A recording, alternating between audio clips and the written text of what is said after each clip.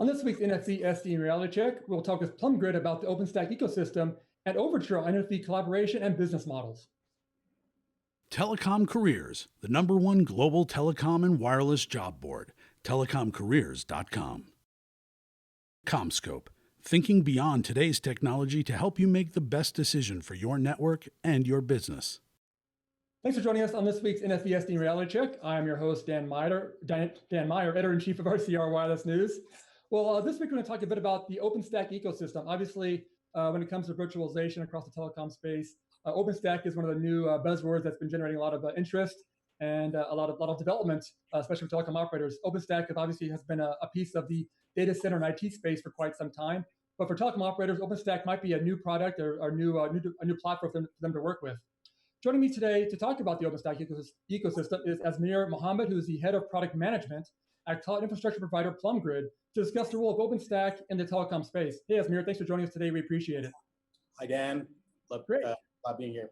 Good deal. Well, great. Well, now maybe I know you guys recently introduced a new platform, the Open Networking Suite 3.0, which I think taps into OpenStack, the OpenStack community. Can you talk a little bit about that platform and also maybe how it pertains to the telecom space? Absolutely. So Open Networking Suite is our flagship product. Mm-hmm. It's a software-only, software-defined networking suite. Solves a lot of networking problems within OpenStack for telcos and also for enterprises. ONS 3.0 is our latest release. It's compatible with the Juno release and also Kilo, which is the latest OpenStack release that shipped last week. So we're very excited about it. Lots of interesting features in there to solve various types of issues. And the one thing that we always see relative to networking is this transition from physical hardware to the cloud. And as you transition that, what you want to do is move a lot of the functions that you physically had, in devices into software. And so that's the vision we're realizing here within OpenStack, and really trying to engage a variety of different customers and also a variety of different use cases. And ONS is the way for us to get there. So very excited. Yeah, definitely. Got it. No, obviously, now the OpenStack platform itself, I mean, it's been around for a little bit of time. I know a lot of vendors have definitely invested in it. It seems to be a basis for a lot of movements going forward. I guess, how does OpenStack really pertain, or how does it, interact maybe in the telecom space? I mean, obviously, I know it does a lot in the back end of it, but for telecom operators, what's, as you view it, what's kind of the main advantage of OpenStack for telecom operators who are looking to go this virtualization route?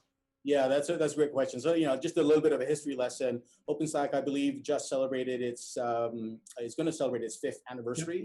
So it's relatively new in terms of a project, but it's gained so much momentum in that 5 years. The early adopters of OpenStack were actually telcos. Okay. The reason for that, it was open source, so there was no cost related to it. It was extremely open in terms of APIs, so anybody could go in and really develop on top of it. And you could contribute to it, right? So it's as much as you could pull, it uses a Apache license. As much as you can pull in from, you can also contribute back. And there's a website that tracks all the different contributors to OpenStack, and you'll be able to see by company, by developer. So it's really, very community driven. It's also modern. Everything is written in a modern architecture, modern languages. I feel that anybody who's sort of building out for the future, definitely OpenStack became sort of the de facto option for you. The initial use cases were sort of all over the map. Enterprises using for test app workloads, running their SaaS applications. And then you also saw telcos transforming themselves, if you will, from this old world of delivering everything using physical infrastructure, using software, and they could get radically different cost points as a result. But it wasn't really a key focus within the community until OpenStack actually created a telco working group recently, and that really provides a lot of focus. Really brought in a lot of the thought leaders in the community together, and really tried to put a cohesive, requirement list, if you will, within OpenStack to drive the agenda forward. So I think the good news is, I think the baseline capabilities of OpenStack is very, very good, very, very strong, very mature. And right now, what's happening in the last 6 months or so is by formation of this telco working group, we do have significant focus to really take it to the next level. Got it. Yeah. So I think, yeah, I think some of the big names in OpenStack really are actually telcos. Yes. Right. And so we see the early adopter there, but I think they have to do a lot by themselves to really like put a lot of sweat equity there. But I think now we're transitioning to the point where really it is about, hey, we've got these set of use cases, we need these fundamental capabilities, and you drive that for us. I think, this, in summary, extremely important for the telco community. Yeah. I think right now with the focus, you can sort of see that the feature velocity and the progress within the community to really accelerate here in the next couple of quarters. Yeah, definitely. No, I mean, I just recently did kind of a longer story looking at service orchestration, and obviously OpenStack was a big part of that. I know a lot of companies I talked to talked about the fact that OpenStack is kind of almost a core to that aspect as well, trying to integrate the legacy systems with the new systems that are out there, and obviously integrating it all with OSS, BSS systems and everything. And so, obviously, yeah, like you said, OpenStack is a big part of this community. And it seems like you said, going more and more forward, it's becoming a bigger part of it too. So yeah, I was at a telecom NFV summit last week, all week, and there were a bunch of vendors, some key players in the industry there, and we talked about all the different layers, right? So PlumGrid is a virtual networking company, so we had this little box that we sat in relative to the overall architecture, but there were other companies that were bringing OSS and BSS to the table. So we brought everything, but what unified all of us was definitely OpenStack. There was no debate in the room around what we're going to build around, right? It was okay, how do we take it back to the telco work group? How do we work together to really drive the agenda forward? Because I think there's this explosion of OpenStack is going to happen when there's a standardized reference architecture, when there's well-known APIs, these feature gaps are gone. I think at that point you'll definitely see it. Yeah, makes sense. I guess how important is the open source aspect of this too? Because I mean, obviously, it seems telecom operators traditionally like to have a multi-vendor environment out there. They like to be able to plug and play things if they can. But also in the telecom space, there's been a history of kind of proprietary systems too, which always tend to creep in. People always want to get their little piece of the pie there, I guess is the right word for it. But I guess how important has it been for this to really remain open source? And is that something that you think will continue to happen? I mean, obviously, I know they're different. It seems like people are taking parts of OpenStack and then adding their own little spice to it and maybe making it slightly proprietary. Does it seem like OpenStack is going to be one of those things that needs to be open source, and do you see it continue to be like an open source type of platform going forward? Yeah. So that's a really good question. Let me just try to divide it into different parts. So I think there's definitely the licensing of OpenStack. That's Apache license. That's open source. Obviously, their repositories are open, so anybody can go in and pull, and more importantly, contribute back.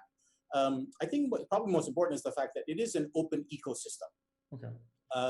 So like PlumGrid as an example, we contribute our plugins upstream. We spend a significant amount of time in the community collaborating, right? I don't come here and build something special and then throw it over the wall, right? I do work for the community because the community actually won't accept if you don't play by the rules. I think that's goodness for everybody. I think that openness, that open ecosystem approach, I think will bode well for the telco community, because indeed, to your point, it is multi-vendor by definition, right? And they don't want to, they don't want to be locked in, nor do they want to be in a position where vendors are fighting with each other. I think OpenStack and the way that it's structured allows all these vendors to sort of come in, agree on a well-defined interface and protocol, and then deliver on a well-defined cadence. So OpenStack delivers on a 6-month basis. There's enough flexibility and whatnot. And I know that in the summit later on this month, there'll be a lot more changes there. So it is important, but I don't think it's just open source. I think it's the broader definition of open around APIs, the ecosystem, and whatnot that I think really really provides a benefit for the telcos. Yeah, that's a good point. Yeah, I mean that's it. Go ahead. Keep going. Yeah. And I think telcos have a big development organization. They want to build on top of stuff, right? Obviously, they want to put their value add in there, and you can absolutely do it. But you can also maintain a high degree of compatibility when you do that. You're still talking to well-known APIs, and I think that's important. As you know now, the cloud is not one vendor, right? The cloud is the cloud's everywhere. Right, and so I think some amount of interoperability, machine mobility, some agreed upon SLAs. I think those are important for us to really go to the next wave here in terms of what we need to deliver for the telcos and for the customers of the telcos. Yeah, it makes sense. And it's been great to kind of, again, talk to all the different companies that are involved in this. And it does seem like you're saying, it's a very collaborative effort at this point. I mean, people are still, there's so much potential for this here. And it still seems like people are still willing to share, stuff that perhaps 10 years from now, maybe they won't be able to share, or something will have, who knows. But at least it seems like right now, at least, everybody's very, very collaborative, everybody's working together. It's a lot of guys who are putting a lot of work into this. So it does seem like it's a very, again, collaborative type of effort at this point, at least.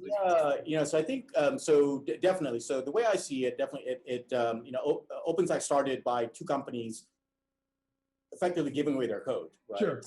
It was an asset and rack based, and everybody can read up on that. So I think it's sort of the genesis of it is like that. And I think everybody that's joined has taken on that approach. I also do think that this is the new way of doing business, right? 21st century, people have a lot of options. You and I can find out about technology by a click of a button on our web browser. Yeah.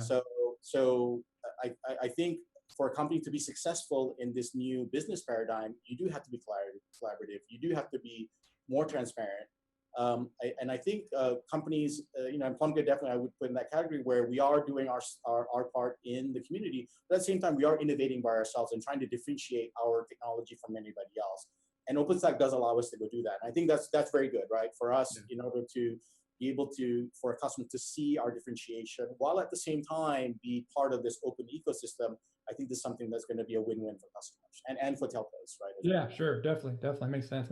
Well, I guess maybe a final wrap-up question on this then. I guess looking ahead a little bit, I mean, what sort of challenges do you see perhaps for the community going forward? I mean, as you guys look at what you guys are trying to bring to market and what you're seeing out there, I mean, do you see any specific challenges ahead, especially as it comes to how telcos are going to start rolling these things out, or again, enhancing their services using OpenStack? What do you see others maybe being the big challenge or two out there? Yeah. I'd probably break it up into a couple of different buckets. I think from a technology standpoint, as I said earlier, OpenStack revs on a 6-month basis. Yeah, that's very rapid for a telco, right? As you can imagine, some of these projects are multi-year. And so if you got your underlying software changing every 6 months, it makes it very difficult for you to innovate and lock down a design. So I think that's something that is hopefully the NFV telco working group can help us solve, right? Some way to have a delicate balance. I think we don't want to throw innovation out, but at the same time, we want to go ahead and have some stability in the code base. I think from a business standpoint, we brought it up here around open source. It's going to be, okay, how do we engage as a community with a telco being a customer, right? Yeah. So there's going to be a mix. There's going to be an open ecosystem. How do they manage? How do they deal with this ecosystem? Is it 5 different vendors? Is it one vendor? Is it an accepted SLA? So I think all those things we have to address. And I think the final thing is definitely reference customer. And I think the open source OpenStack has really been spending a lot of time really showing that, look, this is not just a silo of vendors just talking about cool technology with no meaningful results. I think we're really sharing success stories around what's there and really building reference architectures off of it to really allow people not to start from scratch, but to start a few phases down the road where they can leverage work that's been done and be able to drive sort of their own innovation beyond that. So take a baseline that's good and then move forward. So for me, at least, being in OpenStack for 3+ years now, it's really encouraging that we're making the right calls. Seems like we're converging as an ecosystem. And, but again, we still have challenges ahead of us, but there seems to be a desire to solve them within the community, which is great news. Yeah. Well, that first one you brought up, just the fact that for telecom operators who traditionally work in multi-year plans, you're right. I mean, the whole virtualization move in itself is just such a rapid type of thing. I mean, I think for operators, that's a big part. I'm sure it's keeping a lot of their CTOs and everybody up at night because again, they're having to adjust pretty rapidly to what's happening out there. I mean, I know some of them have announced, AT&T has announced their domain project, and Verizon recently announced their plans too. So I mean, they're trying to get into it, but that's a great point because that is going to be a big change for what are traditionally very conservative companies who have spent all this money on their equipment and tend to kind of go in 10-year cycles. Now it's every 6 months, boom, boom, boom, something's happening. So. Yeah. I spoke to somebody at the summit, and the discussion was less about technology. I think there's definitely general people have embraced the fact that it is running at a rapid pace. It's the human engineering, if you will, the social engineering of their workforce that have been doing things the same way for a long time. that will take a much longer thing. But again, I think there's competition out there, and the competition are disruptors. They're not other telcos. They're Amazon or Google. Yeah. And I think definitely is one of these things where you have to evolve, or you won't be a key player going forward. Yeah, that's a great point. Great point. Well, hey, great. Esmer, we definitely appreciate the great insight on that today. Obviously, this is a topic that I'm sure we'll probably catch up on again here going forward. Obviously, it's ever evolving. It's a rapid changing market right now. So hopefully we can catch up again on the topic. But we definitely appreciate the time today and the insight on the information. Thanks again for the time. Okay. Thanks, Dan. All right. We'll talk again soon. Bye-bye. Thanks. All right. Well, I guess keeping on the virtualization space, obviously, NFV is a big part of this move towards virtualization for telecom operators. And right now, we're seeing a lot of the proof of concepts, POCs out there. And these are obviously important parts of the move towards virtualization. Operators want to find out, how these things are working in the networks, hopefully a loaded network, but they're trying to see how these technologies are able to interact with what they already have deployed out there. But there's still questions that remain about, I guess the business model for virtualization, as well as the collaboration models for this as well. I recently spoke with Brian Irish, who's the director of marketing at Overture, about the company's view on those topics. First, I asked Brian about the importance of collaboration efforts underway across the NFV space in terms of gaining experience in NFV. Let's take a look at the collaboration clip, please. Interesting perspective. I think it depends on where you're coming from.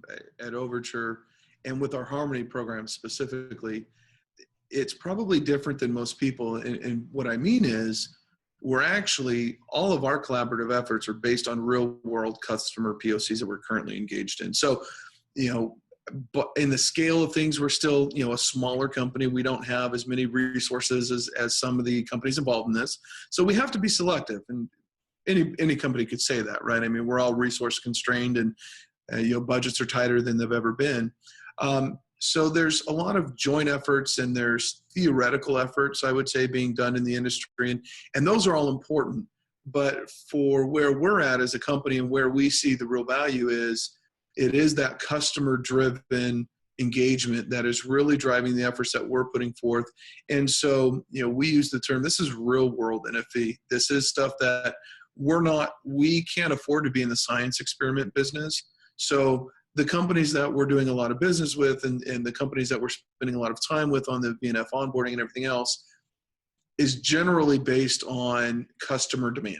And so we're having to be selective on where we can spend our time and resources, which is a great problem to have, right? We're not trying to drum up business as much as we are trying to help service the ones that we have in the house now. So it's still new. It's still a nascent technology where there's no defined performance parameters or deployment scenarios or even use cases. I was on a call this morning with another major vendor in the industry, and we're all looking for the same thing. So I think this is where that Harmony program and the collaboration, I can tell you, the collaboration that we're doing is real. It is for customer deployments. So from our perspective, that's where we come at it from. Brian also provided insight into questions surrounding the business case model behind the move to NFV. Let's take a look at the business case clip, please. For us and from our perspective, I think it goes back to what we were talking about earlier with the unknown around NFV performance and not knowing what to be able to expect. So not really being able to quantify that business case up the chain, if you will.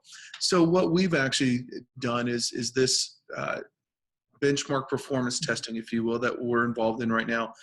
I believe that's going to be one in a series, and the next series being application-specific testing. So whatever customer use case that we're actually involved in, to actually be able to test that performance with specific metrics that will then allow that. It's interesting because one of our customers, a tier one in the US that we've been engaged with on a regular basis, has a really interesting use case that applies to all carriers that we know of, to be able to take one box and deliver basically a retail store in a box, if you will, where they can consolidate hardware, basically be able to provide remote diagnostics, troubleshooting, new service turn-up, service upgrades. It is the traditional cost savings that we would think of from the carrier. Mm-hmm. More importantly, it's actually the customers that are driving that, meaning what they're looking for is quick and easy solutions when they have troubles. So if you're a major retail chain and you have a technology issue and you have to wait to get that solved, there's real revenue impact there.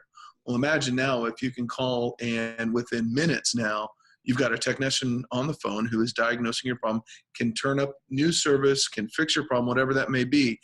That's just not currently available today. And it's using NFV to solve a real business problem, not necessarily using NFV for the sake of using NFV, if you will. For more on the interview with Brian Irish from Overture, you can check out the RCR TV site. Brian also talks a bit about the service orchestration aspect of the market right now too. And I guess tying in with service orchestration as well, maybe a little plug. We recently released a report on service orchestration as well as a webinar. So you can go to the RCR TV site and check out both the webinar replay and the RCR site, and check out the service orchestration report that we have on there. You can download those from our website. So, well, that'll do it for this week's NFV SDN Reality Check. I want to again thank my guests, Azmir Mohammed and Brian Irish, for their great insights. And a programming note, I will be off next week. I will be back with a new episode of NFV SDN Reality Check on May 22nd. So again, thanks for watching.